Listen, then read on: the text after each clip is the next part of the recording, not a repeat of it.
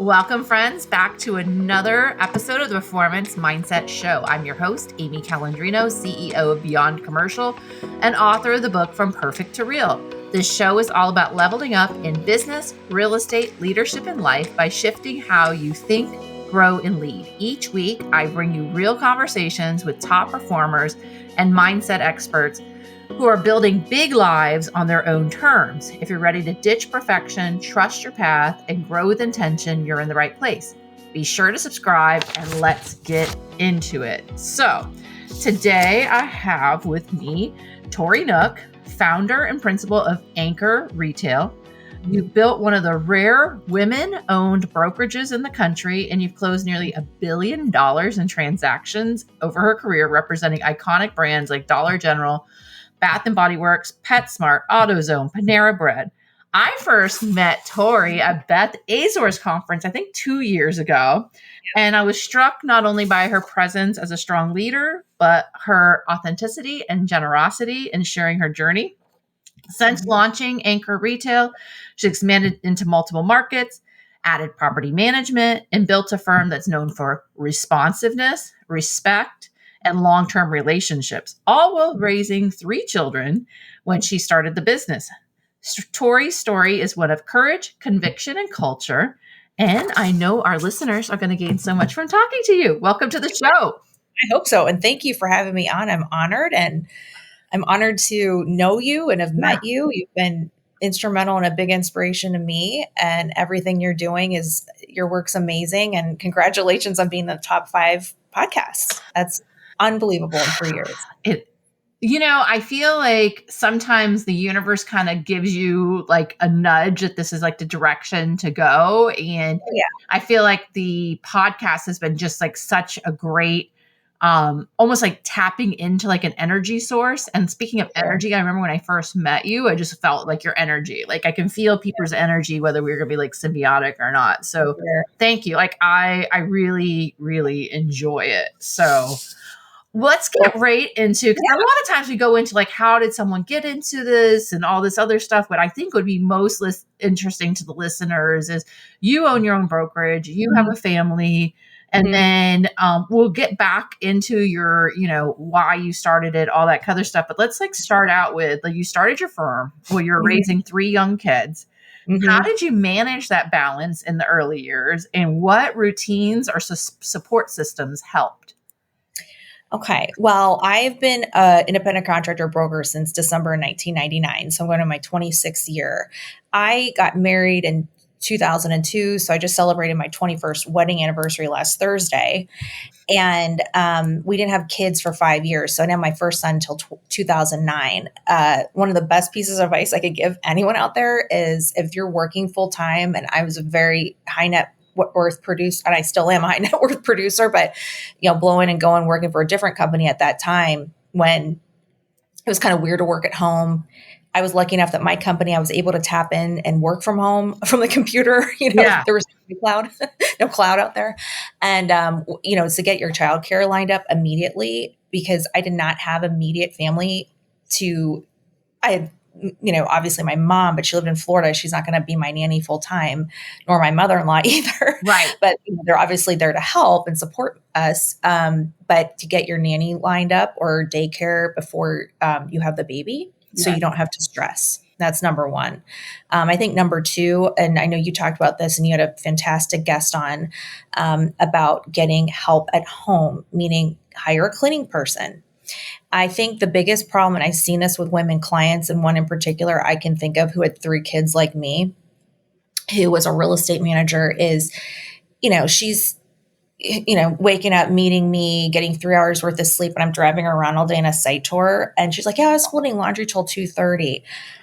I mean, I'm sorry, but you're making a good living and your husband's working too. And you don't need to be a millionaire, but let me tell you something. If you're going to go work as a woman, you guys need a budget, in my opinion, to have help at home, meaning like cleaning people, a landscaper, daycare or a nanny, right? Or you're going to blow your brains out. Or not to fall down the stairs like I did in the you're going to middle burn of the out. night. Like, I don't Mhm, know who saw that on my social media, but I fell down my stairs the day before New mhm, Year's Eve.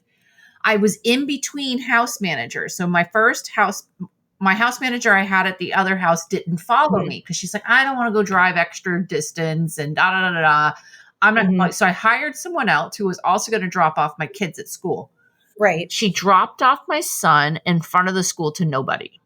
I got a That's a call from the school that my mhm, son's like roaming outside. So actually, everybody don't judge me. Like, this stuff like right, happens, and right. obviously, like, she was no longer like on our staff because I have to be able to entrust you with my family. Mhm. Well, I was trying to still run the brokerage. I just moved into the new house. I had nobody. And so like I went up to my office at 3:30 in the morning to do all my emails and then get laundry going and all these other things. Cause I'm one of those people, I'm actually best in the morning than at night. Yeah, me too. Me too. And so I'd rather go to bed at like 11 and wake up at 3 o'clock in the morning and work rather than try to stay up until 2, 3 o'clock. So anyways, I'm going down the stairs. It's a new house. It's pitch black. One wall ends, the other wall's going, but I Yeah. didn't realize that's how far the stairs went. I took a step, well, and then I called my husband from my Apple Watch. I'm Oh, like, I'm geez. stuck. I can't. Oh my I tore 4 ligaments in my foot, and I oh my couldn't god. drive for a while and everything. So I struggled for a few more days, right? So listen, and I called our old house manager. I'm like, Mercedes, I I hurt myself. I need help. And then she's like, okay, I'm coming back. So she's Yeah. been back with us since It January, which I hate that I fell downstairs. But that's like you said though, like right. you're trying to do everything, and your production would be like nothing if you're trying to do both and maintain some semblance of organization in your household. Yeah, and I think like I'm really big into feng shui, and you were talking about energy. I do a lot of energy work, on myself, my house, my business. I'm really into all that Reiki, and I have a feng shui consultant and everything. And I just think like you do need to have order in the home. You got to have order at your desk. I know like the former founder and CEO even of Developers Diversified, Scott Wolstein. I know a lot of people work, not Scott, but his dad Bart. I know a lot of people worked for him when he was there reigning, and he was huge on your desk better be clean if you're even working here, because it's like bad energy to have clutter. And even My like the desk editor was of a little Vogue, the cluttered, editor and of my Vogue, office got a little out of control. But you know what? I called my assistant over today. I'm like, you got to get my office back in control again. you do. It's very energetic, like how Mhm. you're gonna feel your mind's gonna be going crazy. I mean, when you walk into a zen like clean house or office, you're like, this is, or a hotel, think of 5-star hotels, like that's the lure of them, to walk in and be like, oh my gosh, You're at peace. right. Hmm. Yeah, I think all that extra clutter and everything creates like resistance, and like there's nothing like Huge. worse than when you've had a day, Mhm. maybe a deal blew up, or your child's in the emergency room because they're throwing up.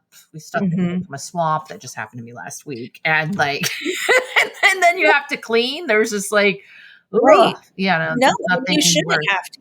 You should think about men. Like, I mean, we're all from different backgrounds, and, I grew up in that generation where, the women still stayed home. The moms mostly never worked, right? Because they were taking care of the house so the men, could go to work and only just focus on building their careers, right?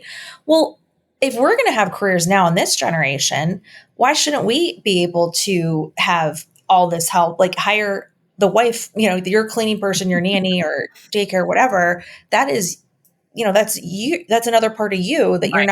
you're hiring out so you can build your career, or you're going to be unhealthy mentally, you're going to be unhealthy physically, and then you're not going to feel good about yourself. And then spiritually, you're going to be broken, So it's like, it's not about an expense. It's an investment in yourself. And once Right. you're whole, your family's going to be whole and everything's fine. And the money comes, right? Because you're focusing on your career, and you should be able to pay for it. Right. So, Oh yeah, ever since I had enough money to afford having a house manager, that was in mhm. 2015 is when I first hired one, and I highly recommend like They're not as normalizing expensive as this. What's that? maybe. I don't think they're as expensive as people think. No, no, and you can literally, if you set up the right systems and procedures, Mhm. you could, for instance, my lady, she focuses on more my laundry, dropping Mhm, things off mhm. at the dry cleaners, Yep. coordinating with vendors, and all those different things. I actually have a deep cleaning service that comes in twice a month. So that's the Right. crew that's more like Mhm. all the Yep. detail work.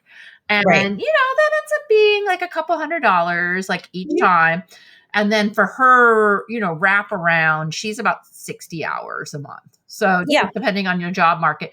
And you just figure out a flow. Like Mondays are kind of crazy because my kids explode the house over the weekend. And then she Yeah. comes a second day on Thursday. I usually have in guest podcast people on Oh, okay. Wednesdays. And so I do it on the Wednesday after the detail group comes. Oh, okay. That's a good idea. Mhm. That's a That's our really good guy. So I don't know. I come up with flows because you were asking me before we started recording. I think idea. as women who are working, or even men or anyone in business, I think you have to have a Mhm. flow to your You week. have to. I'm all about having like a flow to my week. Like Mondays are for my mundane meetings, which I absolutely hate, but I just make myself do it, make it Right. happen Monday. Like I Get get it over all my with. meetings done. And then Tuesdays and Fridays tend to be more my meetings and lunches and meeting Mhm. with people, all that kind of stuff. Wednesdays is more my creative day, my podcast day. Thursday is golfing in the morning. And then Yeah. afternoons for admin, strategic working on the business, those kinds of things. And so, Yeah. but I just try to keep it with the confines. I notice if I start to get kind of like hungry, angry, lonely, and tired, maybe I'm taking on deals I shouldn't be taking on, or something. What's going on? Play the tape. Why am I stressed out? Like, because I Right. try to keep my stress. I'm a naturally intense type A person. Oh, me too. So, but I've gotten used to being more relaxed, which took a I think while. kids force you to What's do that? it. Kids force you to break perfectionism Yes. because I was a total perfectionist, not like thinking the world had to be perfect. I had to be perfect. And they really humble you to, once you have that baby that's shitting on your new couch, you better just learn to calm down because there's nothing you can do about it. And, you just got to like, I mean, me and my husband, I mean, I think we had our best laughs when our kids were really little because you had to laugh because it was just too crazy. It was just like Comedy Central in the house dealing with three little babies because all my kids are like 2 years apart. Oh yeah. Yeah. Yeah. And then there are the dogs and the cats in here, just like, what is You have the going on? menagerie going on. Yeah. It's fun though. Do you find it to be the same though? You have to have some type of flow and some type of help. And I try to give myself like one night a week off. I'm pretty hands Me on too. with picking up the kids. Friday. I've had someone pick them up every day in the past. I don't necessarily have that right now because I feel like I have things a little bit better under control with aftercare and stuff. Okay. But I have like one day a week. I definitely try to get some relief, and it gives me like a day to work late or go take a Yeah. client to dinner, that kind of stuff. A flow. Well, I think as your kids get bigger, things just keep changing. Every year is different. So you think you're in a flow, and then the flow's changing once again. And just like even like your business, I mean, think about it. Like COVID, you went through COVID. I mean, that changed the disruption of even how you're running your company too. So I think the thing is I'm constantly adapting to change. I think that what's good is to have a resource of people to, whether they're friends, whether they're coaches, whether you have a psychologist, healer, whomever, right? You need to Or have, all of the above. yeah, right? Like you need people to help. I even think podcasts too. Like I think it's important, like to go for me, like a half hour to an hour walk every day and listen to certain podcasts or even like books on, iBooks and whatnot, because I love to read real books, but there's only so much time for it because you need to figure out how to get yourself back to whole. And I think the biggest, easiest way to get yourself back to whole is you got to live in the now. And I also think Sundays are important for me personally to get my week organized Mhm. and my schedule organized, and everything is on that calendar. And like you, I pick certain Ooh, days for driving. that's my Mhm. Yeah. paper calendar. I know I use my iCalendar, but I mean, I have my Outlook calendar, which is for work, and then my Gmail calendar, which is my personal. And everything's color coded, whether it's a meeting, a call, kids activity, or personal, right? And Mm-hmm. then it all funnels back into my iCalendar. So I see all the pretty colors and whatnot. And I keep my task list off the calendar. Like that's in task list Right. because it'll start cluttering you up and you can't even read your calendar anymore. And like you, I also like sometimes even if I have time on Fridays, I'll start my week review and just Mm-hmm. see what's going on. What do I have to tell my nanny? What do I have to tell my husband? What do I have to tell my That's kids? exactly what I do when I'm going through my calendar. I see Mhm. me writing it down, then Yep. I'm thinking of things and I try to write it out 2 to 3 Yeah. weeks ahead of time. Yep. And I think of my appointments that I have to make. And Mhm. I like to try to, at least with personals, try to clutter them in one time and, work stuff on one. I like to drive and have meetings on like Wednesdays. So that's like my Wednesday. I also do social media like Monday mornings. I actually do my content for the week and schedule it. So, because that's another new thing I threw in for more things to do, right? Back in September, but it's fun, You're right? doing And I great. like You're having great. an outlet because I'm right and left brained. And then I know I have to work out in the mornings. I know you work out in the afternoon, I'm an right? afternoon girl. Now, you know what I did Mhm. yesterday is I did sneak in an 8 a.m. yesterday. So I Good did for you. 7:20 car line. Mhm. And I had a friend, I have a gym membership that allows me to bring a guest every single time. And so my friend Cool. went with me and we did like 5,000 meters on the road. We're just like talking and yakking as we're rowing. And then I did the elliptical some. Must have made it easier though, at It least. was like not Yes. bad, but I felt really good in my Whoop band, which I do, was very Yeah. really happy about it. But Right. I think, and I talk about it in my book is having those rituals and having those routines and having those benchmarks. And then of course life can still go crazy, but Oh yeah. having And having that flow generally it, will help keep your sanity. well, yeah, my flow too is like I usually I'm waking up at 5, not on weekends, but through the week because in order for me to get my workout and my spiritual practice in, I got to wake up then because I like to meditate, I like to pray, I like to read 10 or 20 minutes the hard book, Mhm. and then I like to go work out and get that in for a half hour, 45 minutes. And then I'll usually do a walk after work to detoxify myself or at night before, going to bed. And I even think going to bed should be ritualistic. Like I like to say I'm cutting all the cords with my day. Like Oh, nothing's coming with me. No person, no bad energy, nothing mental loops going in my mind. I'm done. Right. And then I just thank God for, the day and what went well and go to bed. Right. Now my husband bought a sauna and infrared in the basement. So we put that into like our workout area. So now that's something I'm trying to do a couple days a do you week get to work out at home then? You have a workout area at home? yeah, it's more like for him. I still like to go to my trainer 3 days a week Okay. because he pushes me. If I worked out myself, it would be half. Like, it wouldn't even be a workout. I wouldn't work out. I wouldn't work out. So I have to pay someone to get motivated to do it. Hey, I mean, you got to do what you got to do. Well, like I said, like yesterday, working out with my friend was really good because normally I'll get on the rower, I'll do like 1,000 meters, and I did 5 times what I normally did with That's someone amazing. rowing with me together, and we were just flowing and rowing, and it was great. And it's cool. Her son golfs so I ended up seeing her in the afternoon. I'm like, long time no see. Yeah. So, Well, I one used to thing, do you said great gratitude is like one thing I've been really grateful for lately is just Mhm. I've been thanking God like in like just for the beautiful like relationships like I have. I've been Yeah. getting more connected with other people like in my community and then also online. And I think that's just beneficial to have that support.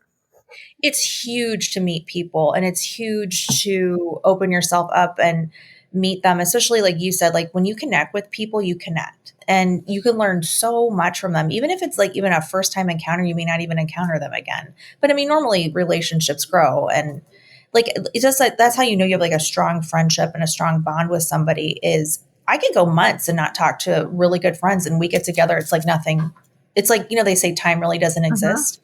It's like time doesn't exist, right? And that's why you know it's a true connection. Oh yeah. Oh yeah. Mhm. I Yeah. think carving out that time and blocking it out. Like me and my best friend have had a 3-day weekend blocked out with each other for like 2.5 months now. And like no That's matter what happens, like I'm keeping that like great. sacred. And so I think one thing to take from what we just were really talking about is like calendar things, make it Calendar it. happen, all that kind of stuff. So your company's grown into multiple markets. Did I read that right now? So So we're in Columbus. So Yep.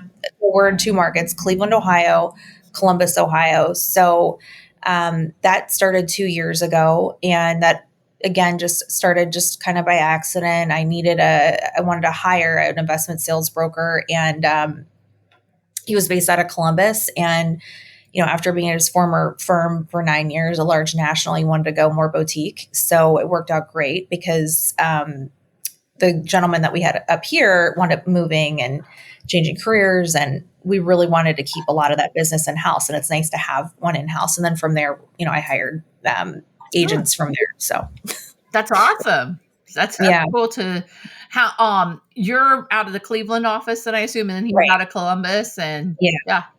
And then on Yes. the retail side, you handle all the way from the leasing all the way to the investment sales, the I life don't do cycle of the investment retail, sales or what? personally. Like I'm now to the point with my career is I just only focus on tenant rep now. Okay. I used to do a lot of landlord rep, but only not a lot, but I'd say 30% of my business, it would be only new construction, A+ properties for clients who are already building for my clients. Okay. But now that, my business is built up enough, and now that my kids are bigger and, when they get bigger, they're in sports and you're gone on weekends and things are busy. And, I realize my time's limited. Like my oldest is only going to be home another 3 years. Yeah. And so I made a lot of money, over these years, a lot. And so to me, it's like I want to reap the benefits Yeah. of giving back by A, owning a company, B, distributing out business to other people here who are good and loyal to me. That's why I own a company, right?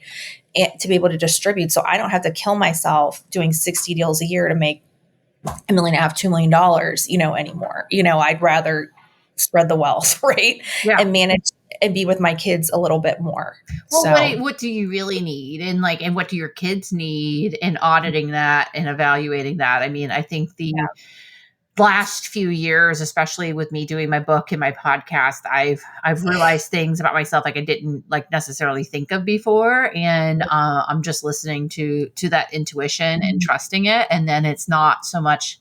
So not so much the total money, but it's about like legacy and it intention is. and purpose with my kids. It's So it is. And the thing is you're going to be constantly pivoting your life. Like right now where your kids ages are, you can actually work a more normal schedule. right. And you could work a normal 9 to 5 and or whatever 8 to 4. But like now with my kids being so big, there's sports starting at 3:30, after school, or we're going on weekends to soccer and horse riding, events. It's like it's really different. And even I've had to adjust my life, Amy, because I was a breadwinner for over 15 years, literally, like, so my husband could get, his company built up. And, when his company built up, it exploded. I mean, it exploded so big that do I need to be sitting here working or doing anything? No, I don't have to right now. But I started my business before that happened. And I like to work and I like having a company and I like having a balance of a family, being married and running my company and having my kids. Like I like it. I read a book called I don't know how she does it, or I know how she does I read it. it. Something you read that, Oh, and I then read it it. talks. And there's another book too. She quit though. She did quit working. She did quit working. There was another one too I read around the same time, and but I think the thing to think is you're making if you do want to work long term and you see yourself when you're an empty nester continuing to work, kind of stepping out of everything now would be really hard to integrate back in if that's what you see yourself doing. I mean, I don't see I don't want, I think every stage is different. Like Yeah. for me, I'm focusing on like more creative projects now myself, just like you. And I like pivoting and doing something different because in a way it's like, why not give yourself, like I can pivot and try different things. Like, why not, and see where they're going to go and grow. Like, I kind of like different challenges. And like, even my husband and I are talking about, a business for us to even start together. Like I want to like keep my options open with what I'm doing. Like I'm not the type of person to be sitting at home and playing UST tennis every day. That's just not me. Okay. You know what I mean? Or like I like tennis and I play, but I'm just not, I just not like, I know my personality and like you, I follow my intuition as well. And I'm just living how I see fit for myself at this time. Yeah, that makes That makes complete sense. Mhm. Now, you've been able to represent a lot of household names and you're on Mhm. the tenant rep side. What's Mhm. your approach to cultivating such long-term, high-value relationships? Well, yeah, I know. I've had clients for almost 25 years now, which is wild to think That is about. wild. It's crazy. And I've been through different real estate managers, like the same team isn't even there anymore. Like it's because that's corporate America, right? Like Right. it I had one client stay, actually, which a lot of people out there in real estate would know, Nicole Curtis with Sally Beauty. She was with Sally Beauty Supply for almost 20 years. I never worked with anyone who worked at a corporate America that long. Any of my corporate real estate manager clients, like that was not by any stretch the norm, like so beyond. But I think the reason why I've been able to maintain is because a they're the big cheese. I'm not, right? I'm the middleman. Like I always understood my job. I'm a broker. I don't own that company, and I'm also not the landlord. I'm here to broker the deal. And I think a lot of people get caught up in not understanding like what their role is and what their Mm. job is. And I also think that's what keeps. Well, I know because I've had people I've had to let go here. Like they don't understand. Like your job is to get a deal and to make money. Like you have, goals and things that you need to accomplish. And you're not going to make money if you think that you need to argue, fight with people, look like a freaking superhero. That's not your job. Like your Right. job is to go find the best site, number one, so your client stays in business. Number two, like do the research, make sure the Don't sales are blow there up the at deal. the center, Yeah. make sure you know the comps, right? And educate yourself on that, educate your client, find them the best site. Obviously, you got to negotiate the best fee you can for yourself commission wise with that landlord, but don't be a freaking pig because they all talk and then they don't like you. And then if you bring another client, you're not going to be first dibs if you're competing. I know I've won deals specifically because I've had various leasing agents at multiple like REITs and for developers who are like, Tori, you're the only one that's ever talked respectfully for me, or you're the only one that hasn't tried to like just shake me down, or you didn't call my boss and throw me under the bus. And so I feel that the reason why I've done well, even from my tenant rep side, but also keeping such good relationships with all these developers and landlords, is because I've been respectful and treated them as I would want to be treated if I was in their position, right? I'm not going to be unfair to myself and I'm not going to be unfair to them, but you just have to do the right thing and stay. I think probably the word is be a little bit vulnerable, be humble in your role, and be kind. I And mean, be be nice, kind. be respectful to people. Like I used to think like when, like, for instance, like my dad died abruptly when I first started working like 2 years into the business. It was horrible, horrible. And what went on with my mom and the family and all this stuff. And it was, it's like you want to come to work and like cry every day. And what I liked, and I think what helped me so much was like there was people who didn't know what was going on in my life. Some did, some didn't. But I really respected the people who didn't and were just so nice to me and made a deal go so well. And I'm like, that's the kind of person I want to be like because that's a mature adult. Like, you don't know what's going on in people's lives on a daily basis. Just smile, just be nice, hold the door open, treat people with respect. Like, so many people don't do that. Oh, there's probably about like a half dozen brokers in my market. Not that many, Mm-hmm. but I would say that they are not necessarily kind to me. Like, and Yeah, they've hung up the phone on me. They I know. have done all kinds of. And they're all men, actually. I And know. they've And I done think all kinds of stuff that's been like totally disrespectful. And it's very. so funny whenever they like have to work with me now and they know that they've just been absolutely terrible to me in the past. Or like, it was like, hey, Amy, how's it going? And I'm like, hi, I'm being fake nice back to you. I'm like, Right. why have to do that? Like, why can't you just be like a decent like Well, human I being? think, I do admire the brokers that you advocate for your clients, but you do it in such a way, but then also right, you're like flexible because yes, that same real estate asset manager on the other side could be right. involved with other assets or move companies. Or move Think, companies. I think mean, long it's term. like, right, right. And granted, we have clients that are terrible. Like, I've had to fire clients. They're awful. And I'm sure they talk terrible about me. And I don't really care what anyone thinks because I know who I am. Right. And, I wasn't raised where people are saying, oh, you got to have, the word karma, right? But it's like karma is real. Like, Yeah. it's just a basic law of attraction in the universe. Like, what you put out is what you're going to get back. And believe me, when you put out good, you get it tenfold because I'm not the smartest person in the room. right? I'm only where I'm at because I've done the right thing and I've worked my butt off too, and I did it smart and treat myself with respect, treat other people respect too. So, but I think going back to like men, it's like I don't want to bash men because I've dealt with some terrible women, believe me.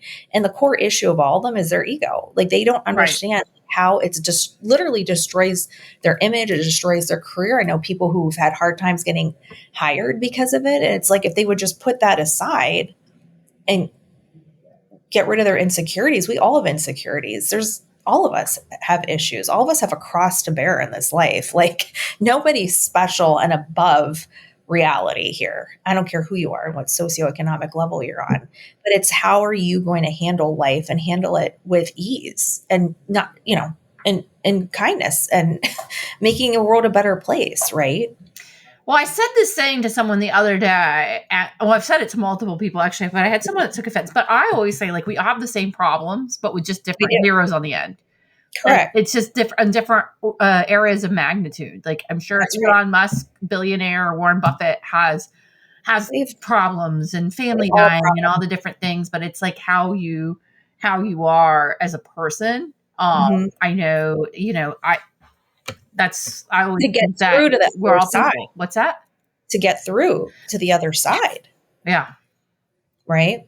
And if you're going to be living on this planet, you're going to have issues because you have your own, you have your parents, then you've got partners, and then you're going to have kids. And it's not if you own a business, if you're working for someone, I mean, it's nonstop, and you've got to figure out how am I going to be resilient through this Yeah. and not So be. we talked a little bit about the relationships that you've personally created, but then obviously you're the leader of your particular Mhm. brokerage. How do you build and protect culture as a leader? I won't hire people who are drama. Now, granted, have I made mistakes? Yeah, I've had some serious drama fests here and horrible employees that aren't here anymore, right? Um, and unfortunately, it's like, luckily, it's only 1 or 2%, the rotten eggs. I think like it doesn't matter where you work, they're all there. There's someone there. But I think what's nice about owning my own business is I can get fired Right. I know. It's like, versus like if I work for someone, you got to figure out how you're going to, am I going to stay here? How are they going to fire them? I've been in those situations at other offices, but I think I think it's very important to, I think like anything, like hiring anybody, my best hires are people from a referral or people I already know. And then going back to referrals, it's referrals from people I trust that I know have the same integrity and values and moral integrity like I have, and also what they expect out of somebody, right? So therefore, I don't care if it's a landscaper or you're hiring a CFO to work for you or a lawyer or a broker, like somebody who you trust is going to refer you the best people. And yeah. those have been my best people. It's really the people I don't know that make it hard. And I've Yeah. done that testing and all that stuff. It doesn't work. Yeah, I put ads out on LinkedIn and things like that. And those blind people have not always worked out to be the best versus like No, a they've been worse. recommendation. It Mhm. was interesting that you were talking about people that constantly have drama. I think strip Mhm. mall guy Don Tetman the other day had a Mhm. tweet all about spilled milk syndrome. And like it's the person Yeah. when they have the cracked phone, it's the person when they have this, and it's always like something. Well, people, there's studies. I mean, they're literally addicted to drama. It's kind of like that. What is it? The Stockholm syndrome, where Mm, you remember where yeah. that woman was abused, but she didn't want to leave she was kidnapped and leave the abuser. And, and we know people have been in even not to get into abusive relationships, but that will stay in them because people mentally, I mean, there's been studies done, they stay in what they know, no matter how bad it is. Mm, And when you grow up in drama and you feed off drama, I've worked with these people. I've had people here I've had to say sayonara to. It's like, that doesn't work in this workplace. Like the reason why we're profitable and we've been profitable, we made it through COVID too, by the way, profitably. Okay. wow. Is because, and nobody had pay cuts, none of that. I still gave everyone their bonuses. Nobody didn't get their bonus and all that. And, and obviously for my top producers, they're well paid. And, at the end of the day, why are we productive? Because we're not bringing in our personal problems. Like, I don't even know what's going on in people's personal lives here because people come here to go to work, right? It's not that I don't have empathy if someone brought something up to me, but if they have a victim mentality, you're never going to make any money. I had one of those. It's like one thing after the next. It's like, well, yeah, well, we all have issues, but how are you going to solve them? Right? Like, even as a broker, like maybe this isn't even a job for you because if you can't figure out a solution or a problem, you're going to be stuck in your own garbage like pit forever. Right. Yeah. And you know, even being a paralegal, like why are people hiring lawyers? Like to solve problems, not to complain, not to be like, yeah, I know this is terrible. Let's all just keep talking about it. No, you got to get to a solution. Right. To get out of it. Yeah. Make your life better. Right. Yeah. Yeah. That's Yeah. true. The journey is better when you have other people along your side. So that know what they're doing. Yes. That's been there and done it before. So, yeah. And I'm still coach. Like I just recently hired a coach, and I'm realizing it's very beneficial. Oh yeah. It helps me take the stress off, make decisions fast. I mean, I always made fast decisions, but how to handle things better. Yeah. Even for me personally or at work or wherever, you know. Yeah. Well, this has been awesome. I know. Do you have any other parting thoughts for our guests today?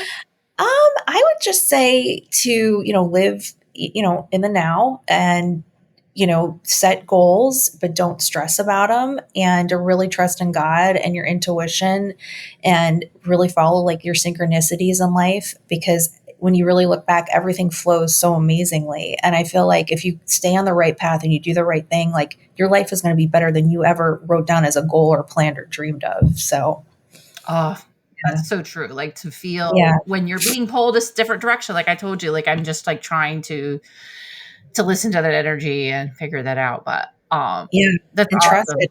Yeah. Well, I really appreciate you. What's that? I said no one can tell you what to do, only you. Yeah. Your I mean, soul don't do something because someone else told you to do it. Yeah, you have to trust your own intuition, all of that. So well, this has been awesome. I really appreciate your joining. I want to also thank my guests for listening to the Performance Mindset Show. If today's episode gave you something to think about it, share it and subscribe so you don't miss out on what's next. Want to go deeper? Grab my book, From Perfect to Real. It's all about dropping perfection and thriving your way. You can also connect with me at beyondcommercial.com or amycalandrino.com. Until next time, stay grounded, stay growing, and keep showing up for you. This is Amy Calandrino signing off.